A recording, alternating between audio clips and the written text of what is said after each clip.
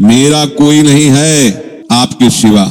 जो जो आपने अपना मान रखा वो सब वो घसीट लेंगे, क्योंकि वो कर तुम अकर तुम अन्यथा कर तुम सर्व समर्थ है। दो प्रकार से, या अंदर से विवेक से वैराग्य प्रकट करके, या बाहर से राग ही हटा लेंगे, वो जगह नहीं रखेंगे जिसे आप अपना कह रहे हो। तैयार रहना। और यदि वास्तविक हृदय से ऐसी बात आ जाए तो उसी समय वो महात्मा हो गया। उसी समय करो सत्य, सत्य माने तत्काल, क्षिप्रम भवति धर्मात्मा, उसी समय बहुत जल्दी वो महात्मा बन जाता है। इतना सुंदर सिद्धांत है।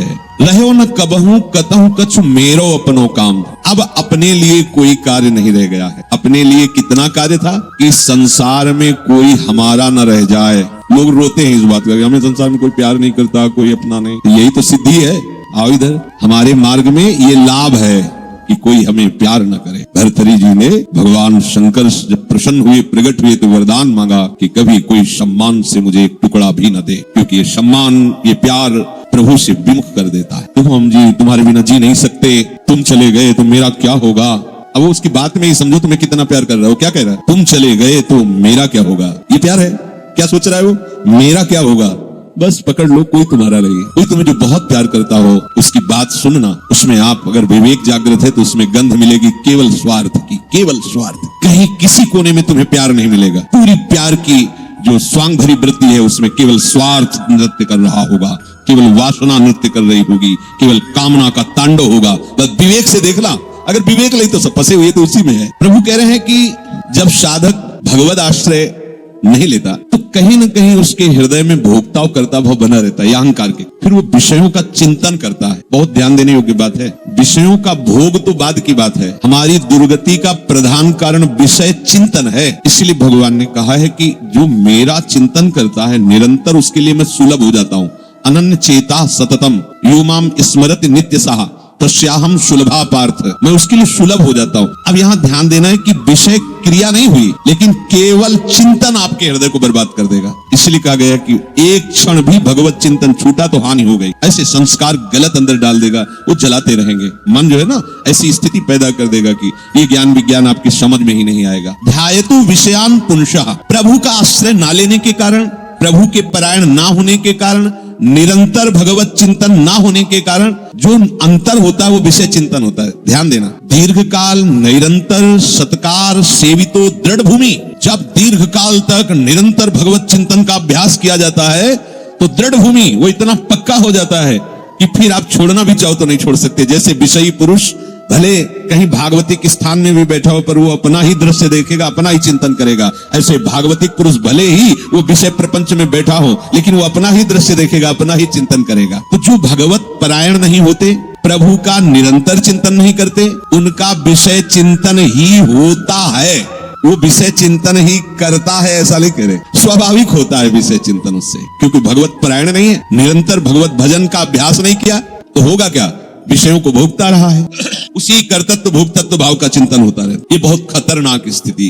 प्रायः इसी स्थिति में पूरा संसार है। बैठे बैठे बस वही चल रहा है। ये किया, वो करूंगा, ऐसा बना लिया, वैसा बना लूंगा, अब इतना ऐसा हो जाए, फिर वैसा हो, और ये सब का सोचते सोचते काल आ गया, मृत्यु, शरीर छूटा। अब जो सोच रहा था, जो सोचा, उसके परिणाम से दूसरी योनि मिली। बस यही चक्र चल रहा है। जब ये प्रभु का चिंतन करता है तो संसार का चिंतन जो स्वाभाविक होता रहता था अब हो तो रहा है। देखो ना, जैसे हम नाम जप करते हैं, भगवत चिंतन की चेष्टा करते हैं तो बड़ी जोर से गंदगी आती है। ये सबका अनुभव है जो भजन करते हैं। बड़ी जोर से, जैसे कि दरिया में उफान आ गया हो।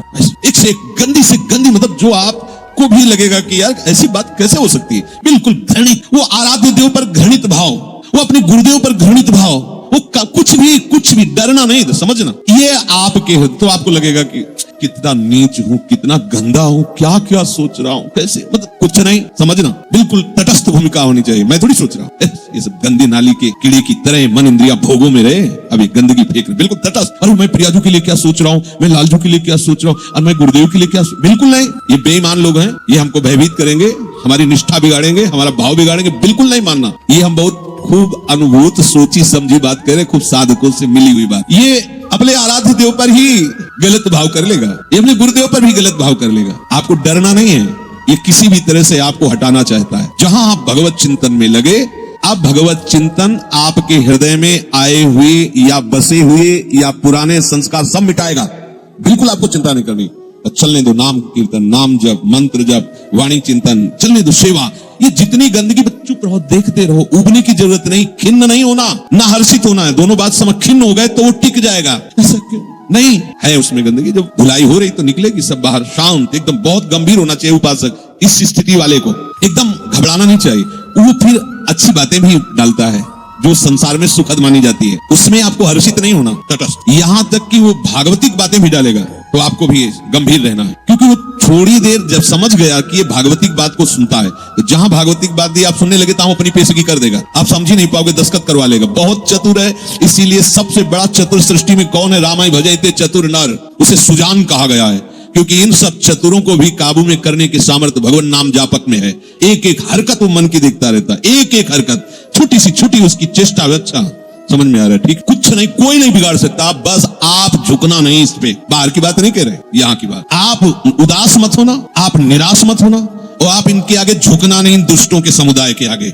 एक से एक पेशगी देंगे, आपको निराश करने की चेष्टा करेंगे, आपको ऐसा कर देंगे कि लगेगा अभी इस भोग के बिना तो हम जी नहीं सकते, अब ये भोग भोग ले, फिर भगवान मिले या ना मिले। झुकना मत इनके आगे। ये दुष्ट प्रवृत्तियां आपको रौंदने की चेष्टा कर, और आप तभी नहीं झुकेंगे जब मत परायण भगवदास। अगर भगवदास तेरे तो बातें बोलते रहो, कुछ नहीं होने वाला, वो अपने आप वहीं आपको आकर्षित कर लेंगे। तो जो भगवद आश्रय छोड़ चुका है और संसार का आश्रय लिए है, तो चाहे जितनी चतुराई करे, संसार का ही चिंतन होगा।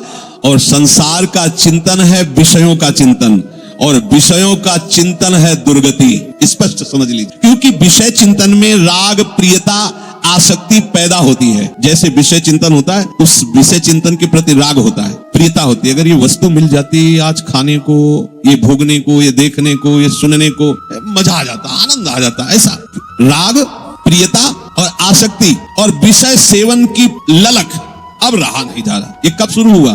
विषय चिंतन से। ध्यान रखना, ध्यायतो विषयान पुंसः संगस्तेषुपजायते। विषयों का ध्यान करने से, चिंतन करने से विषय संग अर्थात आसक्ति उसके हृदय में प्रकट होती है। अब तो रहा नहीं जा रहा, अब वो भटक रहा है, क्या करूं, कैसे करूं, कहां वो पाऊं, ललक रहा है। बड़ी दुर्गति की ये स्थिति होती है। प्रायः हर साधक इस आग से जल करके आगे निकलता है। आग बुझाने की चेष्टा मत करना। इसमें अगर आपने थोड़ी भी बैलेंस बनाने की कोशिश की तो मार्ग छूट जाएगा। इस आग से ही निकलना है, पक्का तय करो। आग को बुझा करके निकलना है, कभी नहीं, निकल ही नहीं सकते। और जब आप इस आग में कूदोगे तो आग जलाएगी नहीं, चंदन हो जाएगी। बाहर से तुम्हें लपटें दिखाई देंगी, और जब अंदर प्रवेश करोगे कि हे प्रभु आपके लिए मैं जलूंगा, तो कहीं भी धुआं भी प्रवेश नहीं हुआ विभीषण के घर में। पूरी लंका राख हो गई, एक विभीषण कर गृह नाय। पूरा संसार जल रहा है, कामाग्नि, क्रोधाग्नि, लोभ, लेकिन भक्तों के हृदय में उसका धुआं भी प्रवेश नहीं करता, क्योंकि वहां भगवान का आश्रय। विषयों का सेवन शरीर से भी ज्यादा घातक है मानसिक सेवन। समझना, साधक क्या समझता है कि मैंने कोई क्रिया तो की नहीं, अच्छा बहुत चतुर है, मानसिक पाप लगता नहीं। कलिकर एक पुनीत प्रतापा, मानस पुण्य होए और नहीं पापा, तो बैठे बैठे बस गलत बात समझिए। शारीरिक सेवन से ज्यादा गंदगी पैदा होती मानसिक चिंतन से। शारीरिक सेवन से उतना सुखासक्ति नहीं पैदा होती जितनी मानसिक चिंतन से। देखना, जब ये मन आपको किसी भोग के लिए आकर्षित कर रहा हो तब देखना कैसा वो सुख देता है, और जब आप उसी भोग को भोग रहे होंगे तब देखना फिर लगता है कि वो तो जो चिंतन में था वो तो समझो शारीरिक क्रिया से ज्यादा घातक मलिनता पैदा करता है मानसिक भोगों का संयोग। उसमें विषयों की विशेष आसक्ति पैदा हो जाती है। वो ऐसी प्रियता होती कि बार बार हृदय को चूर चूर करती है। देखो ना संसारिक पुरुषों को देखो ना, अब वो विषय सेवन करे चाहे ना करे, विषय राग उसका नाश कर चुका। ये बहुत समझने की बात है। हम किसी से मिलते नहीं, हम किसी से, लेकिन एकांत बैठकर अगर आप मन के साथ विषयों में विचरण कर रहे हैं तो आप में और एक घोर संसारी में कोई अंतर नहीं है। संसारी को तो एक दैन्यता भी रहती कि मैं बड़ा नीच हूँ, कामी हूँ, और अपने अंदर एक अहंकार रहता कि मैं बैरागी हूँ, मैं महात्मा हूँ। समझते रहे ना, शरीर से क्रिया नहीं हुई पर मानसिक आप उसका संयोग सुख चिंतन के द्वारा, तो आप बहुत मलिन हो रहे हैं, आप अपना बहुत बुरी तरह से पतन कर रहे हैं। ये भगवत वाणी है। वो तो होता है ना स्वाभाविक, उसमें हम क्या कर सकते हैं, उसमें नाम जप कर सकते हैं। आप वही तो डिलीट करेगा, चतुराई नहीं। कई बार सत्संग में कहा, कुछ भी चल रहा है अंदर, मन फेंक रहा है, राधा राधा राधा राधा, ये जो आपका राधा राधा चल रहा है ना, एक भी चाल उसकी नहीं चलने देगा। वो चाहे जो विषय सेवन की बात, विषय सुख की बार बार राधा, तो जलाएगा तुमको। बंद करो ये राधा नाम। पहले हम जो पेश कर रहे हैं उसमें तन्मय हो, बस आप छोड़ना नहीं। नहीं तो हान हरिवंश के नाम अंतर परे, कहे हनुमंत विपत्ति प्रभु सोई जब तो सुमिरन, यही विपत्ति फंसा देगा। अरे बहुत विचित्र है ये, बहुत विचित्र है। लड़खड़ा कर कदम वहीं खड़े हो जाएंगे जहां चिंतन चल रहा है। बहुत घृणित मन की चिंतन वाली वृत्ति आपको क्रिया में उतार देगी, आप रुक नहीं पाएंगे। संगात संजायते कामः, जब आप विषयों का ध्यान दीजिए। ध्यायतो विषयान पुंसः, ये होगा, सबके होता है। जब लोग बात, अरे हम तो समझते नहीं थे, ये काम ही है। आश्चर्य की बात है, कोई आश्चर्य की बात नहीं। हाँ, ये आश्चर्य की बात की ब्रह्मचारी है, ये आश्चर्य की बात। ऐसे सृष्टि में और ये ब्रह्मचर्य, अब प्रणाम की बात। ये आश्चर्य, काम ही वो, कोई आश्चर्य की बात नहीं। कोई भी हो, यहां से लेकर ऊपर तक, ब्रह्मलोक तक, कोई भी हो, कहीं भी, इसी का तो शासन है, इसी का तो राज्य है, और सब इसी संकल्प काम से ही पैदा हुए। कोई अगर ये कहे कि सब व्यर्थ की बात है, अगर कोई बचा है तो लाडली लाल के चरणों की ठसक में जो बैठा हुआ उनके चिंतन में है। अब कहीं गुंजाइश ही नहीं कोई। और अगर वो भी थोड़ी देर के लिए भी विषय चिंतन करेगा तो थोड़ी देर के लिए रौंदा जाएगा, ध्यान रखना। इसीलिए है दीर्घकाल निरंतर सत्कार सेवितो, दीर्घ काल तक आदर पूर्वक निरंतर भजन परायण रहो। जगह ही नहीं रहेगी, सब डिलीट, सब खत्म हो गया। आप देखना, नाच पड़ोगे। जैसे जैसे आपकी निष्कामता बढ़ती जाएगी वैसे वैसे मतवालापन, ऐसा जैसे कोई मदिरा पिए हो और झूमता हुआ चल रहा है, उसको कुछ नजर नहीं आ रहा। ऐसे ही नाम की मादकता जब चढ़ती है, मस्त हो जाओगे। ये बड़े बड़े महात्माओं ने पिया है, इस नाम का रसाशोपान किया है, रूप रसाशोपान किया है। जैसी हरिवंश निकट दासी जन लोचन चसक रसासो गटकत। जब आपका विषय चिंतन चल रहा, यदि नाम नहीं चल रहा तो खतरे में अपने को डाल रहे हो। और नाम चल रहा है तो तुम्हें परेशान होने की जरूरत नहीं, कुछ नहीं कर पाएगा, कुछ नहीं। ये बहुत बड़ा पहरेदार है, आपको गिरने नहीं देगा। उनकी एक भी संस्कार वृत्ति आपके हृदय में बनने नहीं देगा। अपने पास बहुत बड़ा पावर है नाम। इसीलिए तो जो इस राशि को समझ जाते हो बलिहारी होते हैं संतों की, गुरुदेव की, कि आपकी कृपा से वो चीज मिली। पायो जी पायो मैंने राम रतन धन पाया। ये नाम ऐसा महामहिम, भगवान को अधीन कर ले, मन की क्या बात है। मन अधीन हो, ये क्या बात है। भगवान को अधीन, सुमिर पवन सुत पावन नामू, अपने बस करी राखे रामू। जब भगवान को अधीन कर लेता है तो ये तो मन की तो बात जाने दो, इंद्रियों की बात जाने। पर आप क्या करते हैं, जब विषय चिंतन कर रहे होते हैं तब आप नाम को छोड़ देते हैं। बस ये गलत बात हो गई। अब आप नहीं समझ सकते। और नाम चल रहा है तो याद रखो, बिल्कुल कुछ नहीं बिगाड़ सकता है। कुछ भी चिंतन करता रहे, तुम परेशान मत होना।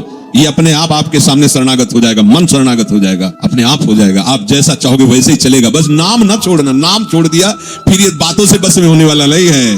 बहुत ही ये दुर्जय शत्रु है मन, दुर्जय शत्रु है। नाम की कृपा से जब ये मित्र बन जाता है तो इससे बड़ा सुख देने वाला भी कोई नहीं होता, ये भी बात समझ लेना।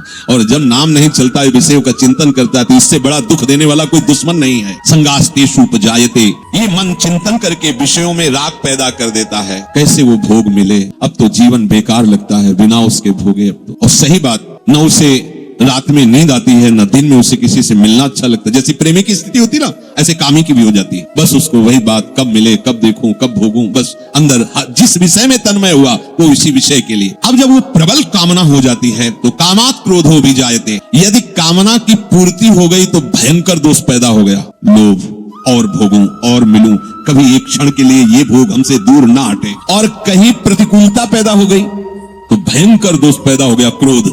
दोनों में हानि है।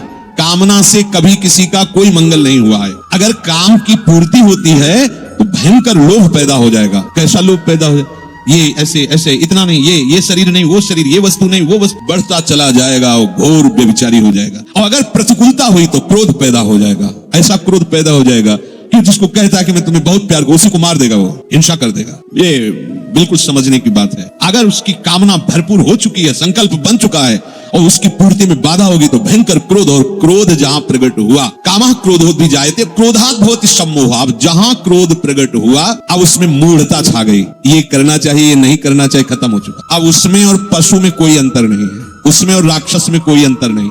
कोई आशा न करे कि जो क्रोध से सम्मूढ़ता को प्राप्त हो चुका है उससे कोई विनय काम करेगी। अब वो राक्षस हो चुका है, उसके सारी प्रवृत्तियों में क्रोध के द्वारा प्रकट की हुई मूढ़ता छा चुकी है। अब कुछ भी विवेक काम नहीं कर रहा। प्रभु कह रहे क्रोधात् भवति सम्मोहः, ऐसी मूढ़ता छा जाती है जो विचार की गुंजाइश नहीं रह जाती। वो रो रहा है सामने, या कोई, अब देखो रसेंद्री की ऐसी प्रबलता हुई, पशु पक्षियों को मार के खा रहा है जीव।